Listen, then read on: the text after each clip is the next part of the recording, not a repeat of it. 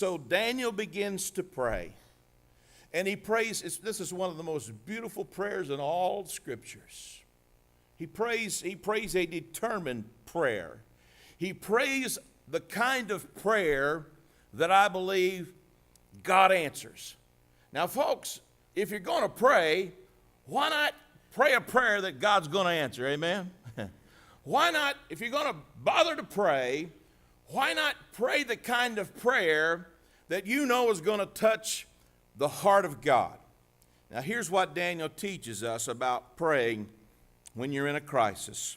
Praying when you're desperate to get an answer from God. First of all, let God speak to you before you speak to Him. You say, that doesn't sound like prayer. That sounds like listening. You're quick. Yeah. Look at the first two verses of Daniel chapter 9. Darius the Mede, okay, this is the third administration now.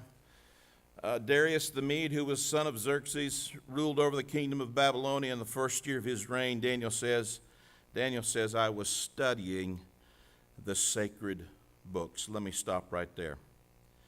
If you want to listen for the voice of God, if you want to hear the voice of God, this is where you're going to find it. Amen? You know, there's so many people speaking for God these days, telling us what God thinks. If you really want to know God's opinion, it's right here. Study the sacred books like Daniel.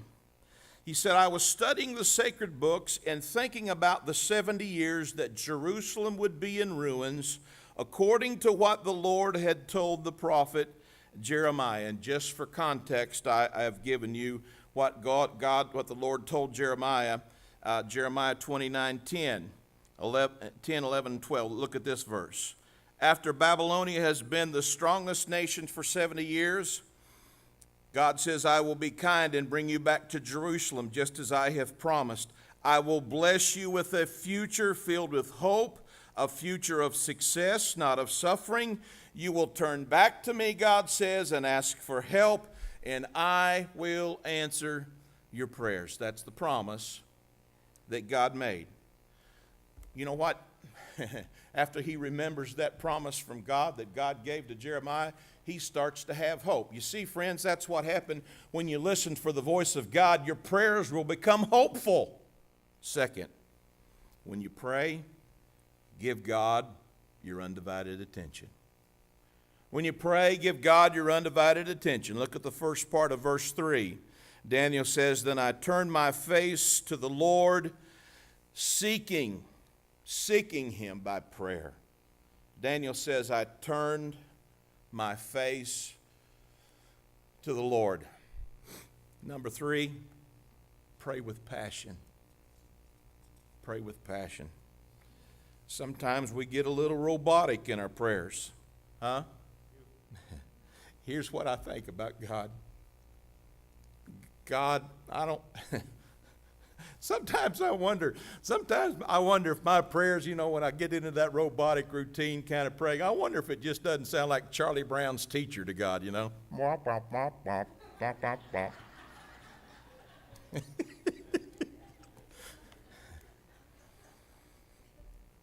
I think God's more concerned about the heart, what's going on in our soul and our spirit. I think he could care less sometimes about the words that we're trying to say to impress him. So that's what I'm talking about when I say pray with passion. Pray from in here. And here's what Daniel did. He says, I poured out my heart, bearing my soul to God. Now, I'm not a real good student, so I had to look up that bearing. I thought it said barring, B-A-R-I-N-G. And so I did a little investigation. It sounds like, it's one of those, what do they call it? Is it homophones, when a word sounds the same but means a different? So bearing and bearing, I think bearing, B-E-A-R-I-N-G. But when you bear, B-E-A, that means you're enduring something. But when you bear, B-A-R-E, bear, you're exposing. And so when Daniel says, I poured out my heart bearing my soul to God, it is a gut-wrenching prayer that he is just laying it all out there in front of God.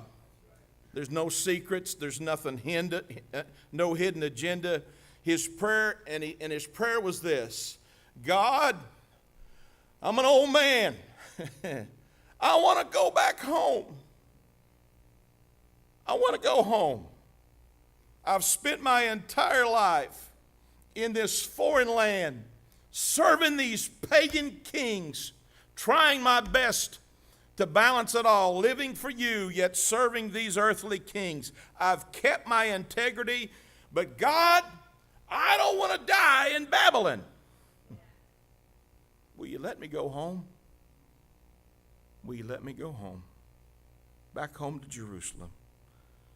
And Daniel prayed with passion, and he prayed with tears. Now, I know some of you don't cry. That's all right. That's all right. But pray with passion. Let God see your heart. Fourth, Daniel coupled his prayers with fasting. Look at the last part of verse 3. He says, So I turned to the Lord and pleaded with him in prayer and fasting. Fasting demonstrates to God that we mean business. When I fast, God pays attention. Whoa, Mark's fasting. He means business.